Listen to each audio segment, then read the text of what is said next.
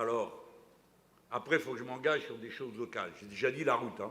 Je vais repartir d'ici, moi, avec mon carnet bien rempli. Ben oui. On est revenu me chercher en me disant la continuité territoriale, qu'est-ce que vous faites? Je connais, figurez-vous, ce problème, parce que j'ai été élu dans une banlieue où il y avait plusieurs Réunionnais qui étaient bien embarrassés de cette histoire. Alors on me dit, c'est payé. Ah oui, très bien, par qui? La région et l'État-nation. Alors on va demander à la région d'assurer la continuité territoriale de la France.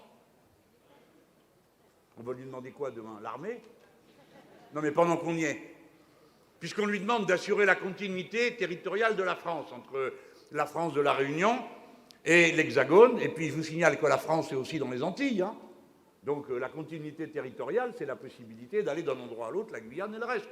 Je ne vous parle pas de Saint-Pierre-et-Miquelon, où il fait très froid, ni de la terre Adélie française. Hein. On parle juste des relations avec l'Hexagone, où se trouvent tant de Réunionnais qui n'avaient pas spécialement envie d'y aller, mais peut-être la carrière de fonctionnaire les a emmenés là-bas, ou le fait qu'il y avait que là-bas qu'il y avait du boulot.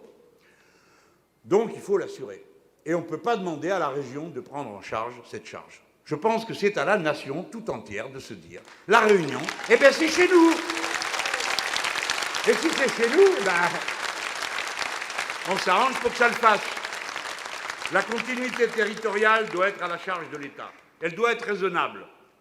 Je ne vous dis pas qu'il est possible de faire partir tous les jours autant d'avions qu'il y a de gens qui ont envie, ou de bateaux.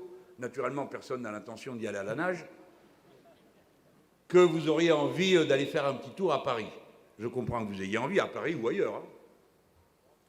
Mais on peut organiser les choses de manière rationnelle.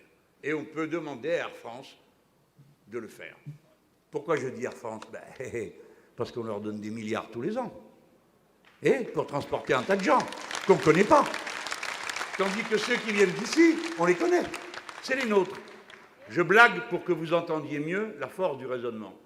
Parce que je crois que souvent, avec un sourire, on retient plus facilement qu'en jetant des larmes. Je pense qu'il est possible de faire voyager des Réunionnais entre le territoire français de l'océan Indien et le territoire français de l'Hexagone aussi facilement qu'on arrive à faire voyager toutes sortes d'autres gens qui viennent de toutes sortes d'endroits. Et que le critère de discrimination, ça ne doit pas être seulement la fortune.